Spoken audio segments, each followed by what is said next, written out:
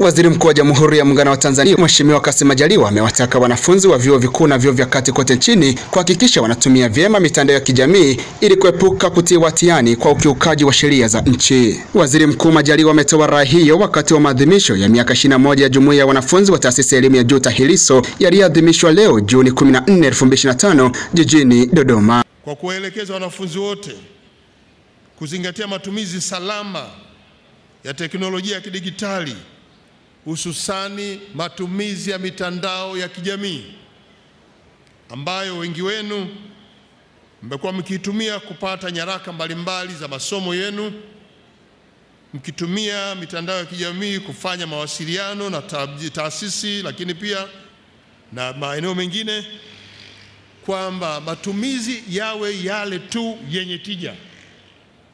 Matumizi haya yawe yale tu yanayokufanya wewe kuwa na maadili, na matumizi haya yasiwe yale ambayo yanakwenda kukufanya wewe uingie kwenye kukosa kukiuka sheria za nchi alafu zikakutia hatiani. Aidha, Majaliwa amesema serikali imekuwa ikichukua hatua mbalimbali katika kuboresha elimu ya juu pamoja na elimu ya kati kwa kuendelea kuongeza mikopo kwa wanafunzi wa vyuo ili kuwafikia wanafunzi wengi ambao awali hawakunufaika na mikopo hiyo.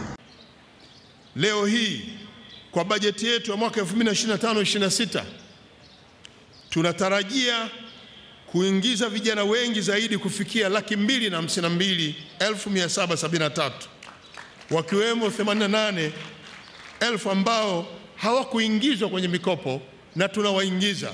Hapa tunawachukua wale wa mwaka wa kwanza na wa pili, tunawaingiza kwa kuwapa mikopo. Nataka niwahakikishie kwamba serikali itaendelea kuwachukua wale wanaokosa mikopo walioko kule nyuma, kuwaingiza kwenye orodha yenye mikopo kadiri tunavyoongeza fedha. Endeleeni kuiamini serikali yenu, endeleeni kuona kwamba jitihada hizi zinalenga kuwapata wote wanaohitaji kupata fedha, huku tukiimarisha mifumo ya wanaopata mikopo ambayo inaondoa kuingiza mikono ya watu kwa kuomba kielektroniki, kuchuja kielektroniki. Kwa upande wake, naibu waziri wa elimu, sayansi na teknolojia Mheshimiwa Omar Kapanga amesema Wizara ya Elimu imeendelea kufanya mapitio na maboresho ya sheria ya elimu ya vyuo vikuu ili kuendana na mabadiliko ya kitaifa na kimataifa.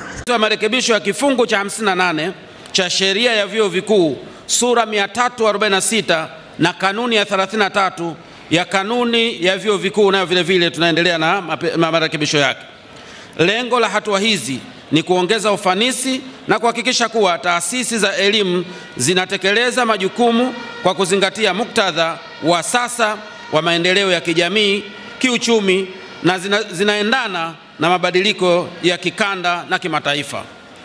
Naye Rais wa TAHLISO Bwana Geoffrey Kiliba alikuwa na maombi haya kwa serikali. Mheshimiwa Waziri Mkuu, tunaomba utubebe ombi hili, walau sisi wanafunzi wa vyuo vikuu, kutokana na maisha kupanda kwa hivi sasa, tutoke kwenye kiwango cha kupewa fedha kujikimu kwa shilingi 10,000 hadi shilingi 12,000 kwa siku. Pengine inaweza kutusaidia.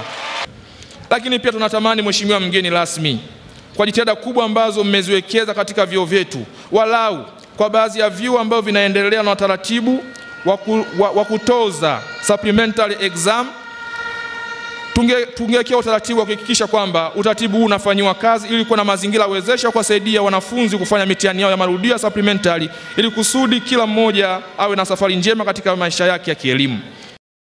Kutoka jijini Dodoma, mimi ni Edward Rugazia wa Sema TV.